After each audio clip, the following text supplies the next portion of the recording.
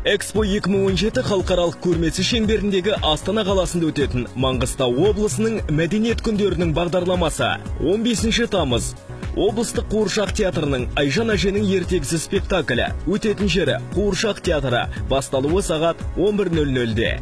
Жакуповтар халықтық жанұялық ансамблі, Балауса бишілер тобы, Еркенұр халықтық вокалды тобы, халықтық Арай вокалды аспаптар ансамблінің концерті өтетін жері қала әкімдігі ғимарат алдындағы алаң, басталуы сағат 17:00-де. Отпан халықтық фольклорлық ансамблі мен Таңшолпан халықтық би ансамблінің концерті өтетін жері Жерұйық саябағы, басталуы сағат 19:00-де.